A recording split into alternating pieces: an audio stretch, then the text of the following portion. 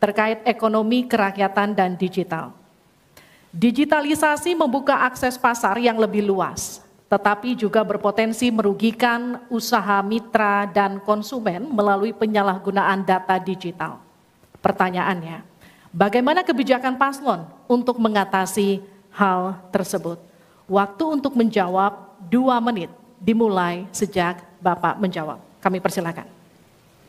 Baik, kalau kebijakan data digital, yang terakhir ini kita sudah punya 2 undang-undang yang baru, yaitu Undang-Undang PDP dan Undang-Undang ITE yang baru saja diresmikan.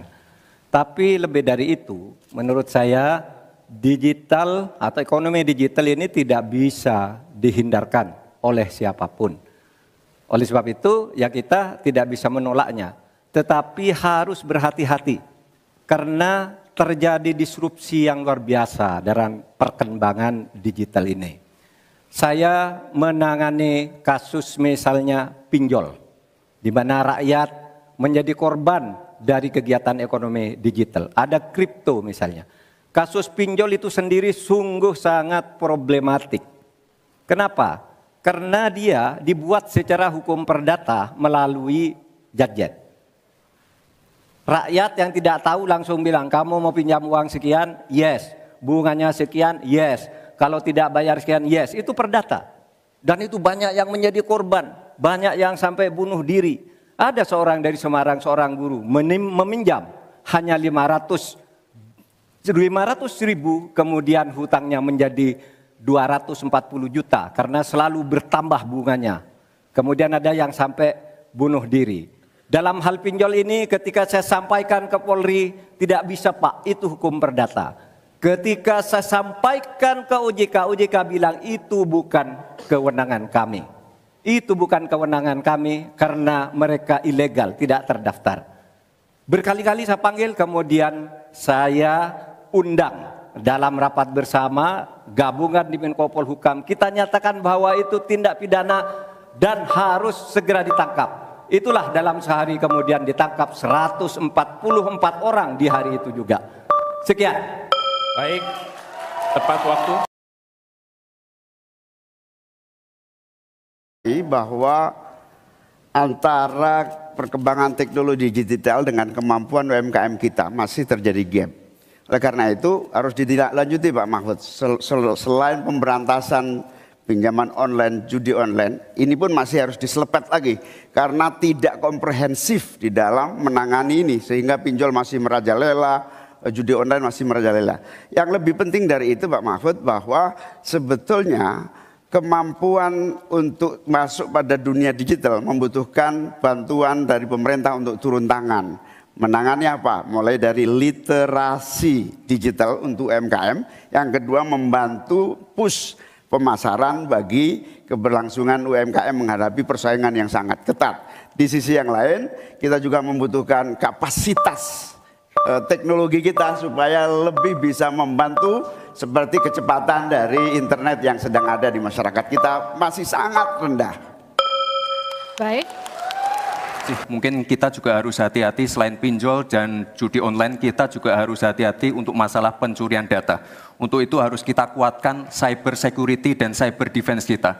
Itu sudah kita lakukan di Solo Teknopark, ada sekolah cyber security. Dan yang perlu ditekankan lagi adalah bagaimana para e-commerce ini bisa comply dengan regulasi kita. Jadi sudah tidak ada lagi nanti ke depan yang namanya shadow banning, yang namanya price dumping, yang namanya barang-barang cross border yang membunuh UMKM kita. Kita ke depan harus melindungi UMKM dan kita ingin sekali lagi, karena tadi Cak Imin bicara masalah literasi keuangan dan literasi digital, ke depan yang kita siapkan harus ada penguatan SDM, penguatan manusia digitalnya. Karena itu kita ingin anak-anak muda untuk ikut andil dalam hilirisasi digital yang akan kita canangkan sebentar lagi. Mohon tenang, mohon tenang. Nah, apa yang diusulkan, ditambahkan oleh Cak Imin dan Mas Gibran itu sudah ada di visi misi kami semuanya. Tinggal baca itu. Misalnya kalau bicara infrastruktur agar bisa merata tapi aman, Kadang-kala kita bicara infrastruktur itu hanya jembatan, rumah, gedung, dan sebagainya. Padahal ada 3 infrastruktur yang harus dibangun. Satu, infrastruktur fisik seperti yang sekarang ada, lalu infrastruktur regulasi, kemudian infrastruktur digitalisasi. Itu penting dibangun ke depan. Sama, terkait dengan itu sudah ada juga cyber security. Bahkan saya sendiri yang memimpin rapat di Menko Polhukam dengan memanggil pihak-pihak yang terkait dengan tugas-tugas ini agar cyber security ke depan ditegakkan dengan sebaik-baiknya agar kita tidak selalu kecolongan. Selesai. Untuk calon wakil presiden nomor urut 1, Bapak Muhaimin Iskandar, dengan subtema investasi. Kontribusi usaha menengah terhadap ekonomi kita sebesar 13%, sementara Thailand mencapai 18% dan Singapura 22%. Pertanyaannya, bagaimana strategi paslon meningkatkan investasi untuk usaha menengah dan mendorong usaha kecil naik kelas? Waktu Bapak untuk menjawab 2 menit dimulai sejak Bapak berbicara. Silakan. Terima kasih. Investasi salah satu yang paling penting buat pertumbuhan ekonomi kita. Dan investasi tidak akan ada masuk ke tanah air kita apabila tidak kita bangun trust, kepercayaan internasional, kepercayaan dalam negeri. Dengan apa? Dengan kepastian hukum dan terjaganya kestabilan usaha yang berkembang di masyarakat kita. Di sisi yang lain, investasi juga masih sangat tertutup. Kita ingin investasi ini begitu terbuka dan tidak hanya berkonsentrasi kepada investasi yang menumpuk pada sektor-sektor tertentu atau padat modal. Kita perlu menggeser investasi ini menjadi padat karya yang bisa melibatkan seluruh anak bangsa ini mendapatkan pekerjaan. Di sisi yang lain, di lain halnya investasi yang transparan akan membuka akses usaha kecil dan menengah untuk terlibat di dalam proses investasi yang masuk ke dalam negeri maupun yang ada di masyarakat. Kedua, agar investasi ini bisa masuk buat kalangan UMKM dan seluruh pelaku usaha kecil, maka kita harus kuatkan kapasitas dan kualitas produksi dari UMKM kita, sekaligus tanggung jawab pemerintah ini meyakinkan sekaligus memberi fasilitas kemampuan pemasaran untuk meyakinkan para calon investor baik di dalam negeri maupun dari luar negeri. Yang lebih penting dari itu adalah kepastian hukum, termasuk di dalamnya adalah jaminan akan investasi tidak akan disalahgunakan atau tidak menjadi beban baru, dalam artian investasi mengandung kecurigaan kerugian yang itu diakibatkan kepercayaan yang menurun. Kredibilitas pemerintah hukum harus ditegakkan untuk membangun trust agar semua yang investasi merasa aman. Cukup, waktu Anda habis. Terima kasih. Mohon tenang. Kita mulai untuk meminta tanggapan dari calon wakil presiden nomor urut 2 terlebih dahulu, Pak Gibran. Silakan. Baik, terima kasih Gus Muhaimin. Mungkin PR kita ke depan adalah bagaimana kita bisa menurunkan indeks ICOR kita. Kita ingin indeks ICOR kita turun ke angka 4 atau 5%, sehingga investasi akan naik dan akan menumbuhkan trust juga dari para calon-calon investor. Lalu ini yang perlu kita garis bawahi. Kita ingin akses untuk logistik harus terkoneksikan sehingga distribusi bisa menurun. Lalu untuk UMKM, ini memang PR kita ke depan juga. Kita ingin memperbanyak inkubasi sehingga UMKM kita bisa naik kelas. Kita dampingi dari A sampai Z. Kita dampingi dari packagingnya, dari brandingnya, dari marketing ownernya. Setelah selesai, kita dampingi lagi permodalannya. Setelah selesai, kita dampingi lagi untuk bisa mendapatkan off-taker. Terima kasih. Waktu Anda masih tersisa, Bapak. Mohon tenang. Cukup? Cukup? Baik. Selanjutnya saya berikan kesempatan kepada calon wakil presiden nomor urut 3, Pak Mahfud. Caimin, calon wakil presiden paslon 1. Begini, yang Bapak sampaikan itu tadi saya kira itu sangat normatif. Seharusnya begitu. Di lapangan Pak, investasi itu sulit loh Pak. Prosedurnya bertele-tele, ada konflik of interest di mana pejabat yang ngurus itu misalnya harus mendapat sesuatu tapi disalurkan lewat si A. Itu laporan yang masuk ke saya. Ada urusan harusnya diinvestasikan untuk rakyat, itu malah disentralisasi ke negara, dibuat PT sendiri lalu diurus sendiri, rakyatnya tidak kebagian. Nah itu yang sering saya dapat laporan dari berbagai tempat. Minta izin misalnya untuk UMKM. Untuk UMKM misalnya, berapa? Perlu 24 meja Pak untuk mendapat izin UMKM. Pertanyaan saya, instrumen hukum apa yang Pak Imin bisa sediakan untuk menjawab itu semua? Selesai. Baik, terima kasih. Tenang, nanti ada saatnya untuk memberikan aplaus. Selanjutnya kita akan ke calon wakil presiden nomor urut 1, Bapak Muhaimin Iskandar, untuk menanggapi kembali. Waktu Anda 1 menit, kita mulai. Ya. Memang apa yang disampaikan Pak Gibran, selain kita bantu permodalan dan kapasitas untuk produksi yang meyakinkan para investor masuk, ada prasyarat-prasyarat mutlak yang disiapkan pemerintah. Sekaligus menanggapi Pak Mahfud, kita punya undang-undang Omnibus Law, kita punya sistem baru yang lebih efektif dan ramah terhadap investasi. Tetapi sekali lagi, pemerintah terlampau lambat dalam mengimplementasikan itu semua, sehingga harus kita selepet supaya lebih cepat lagi menyediakan sarana dan prasarana bagi percepatan izin. Berbelit-belitnya izin saya setuju, menjadi penyebab utama trust itu hilang.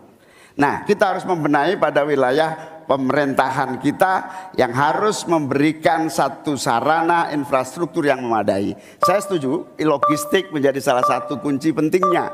Logistik yang menyambungkan antara kebutuhan murahnya angkut barang sehingga investasi Cukup, waktu Anda habis. Harap tenang, kita lanjutkan. Kita masih lanjut.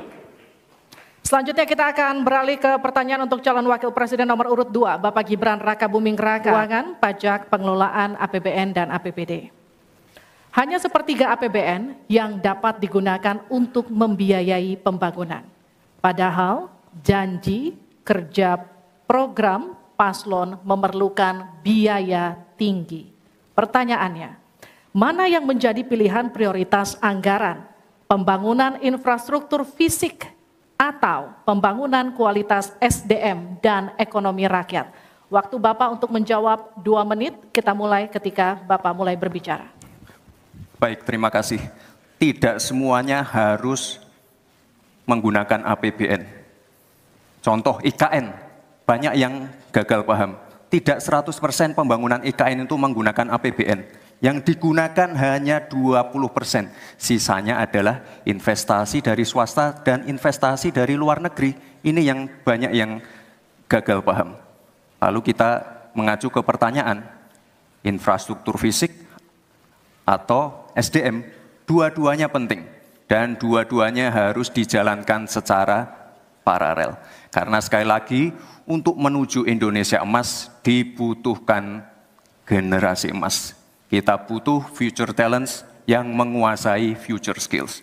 Untuk itu, di tingkat SMK misalnya, kita perlu alat-alat yang ada di SMK itu bisa memenuhi kebutuhan zaman, kebutuhan industri. Sehingga ketika anak SMK lulus, mereka benar-benar bisa siap kerja, siap menerima tantangan kerja.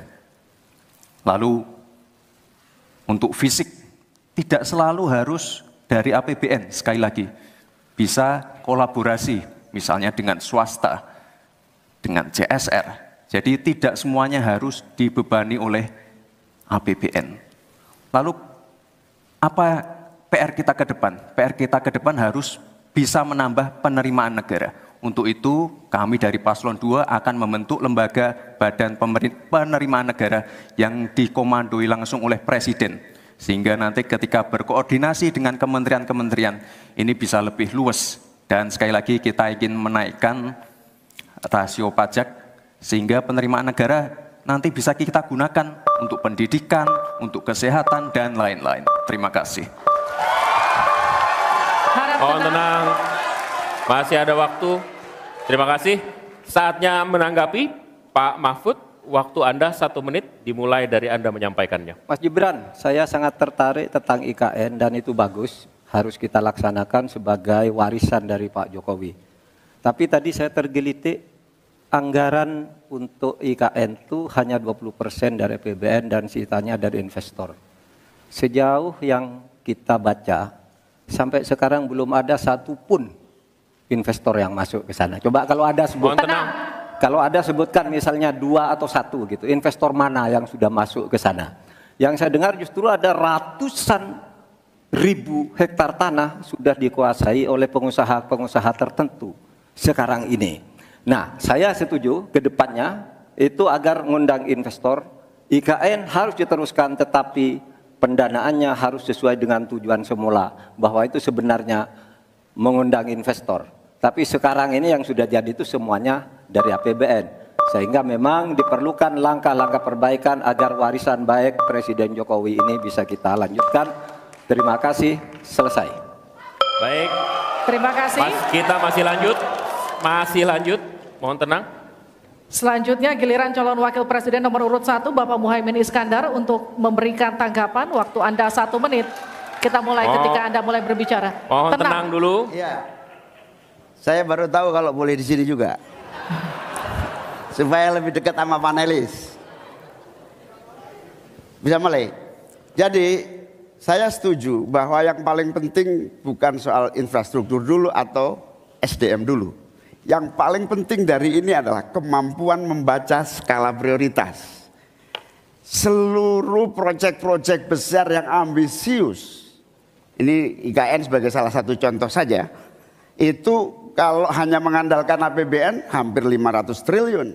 Padahal 1% saja dari 400 sekian triliun itu untuk bangun jalan seluruh Kalimantan beres. Membangun seluruh kota-kota di Kalimantan beres. Dan yang paling penting infrastruktur yang untuk SDM 3% aja dari seluruh anggaran IKN itu bisa membangun sekolah dengan baik di seluruh Kalimantan. Itu contoh kemampuan mengambil skala prioritas. Oleh karena itu skala prioritas sangat penting. Mohon tenang. Sekarang kita berikan kesempatan kepada Pak Gibran untuk menanggapi atas tanggapan yang sudah disampaikan. Silakan. Baik, saya izin menanggapi Gus Muhaimin dulu. Saya ingat sekali Gus Muhaimin dulu sempat ikut meresmikan dan potong tumpeng di IKN. Ini gimana? Ini nggak konsisten. Dulu dukung, sekarang nggak dukung karena menjadi wakilnya Pak Anies yang mengusung tema perubahan. Sekali lagi Gus, mohon maaf, IKN ini bukan hanya membangun bangunan pemerintah, tapi juga sebagai simbol pemerataan pembangunan di Indonesia, sebagai simbol transformasi pembangunan di Indonesia. Dan untuk menanggapi Prof. Mahfud, Prof, mungkin nanti setelah pulang dari debat bisa di Google, sudah banyak yang masuk, hanya pada Agung Sedayu. Dan nanti akan tambah lagi mungkin setelah Pilpres, karena mereka akan pasti akan wait and see, melihat stabilitas politik di Indonesia. Terima kasih Prof. Baik, silakan berikan apresiasi dan aplaus dulu deh, biar semangat semua.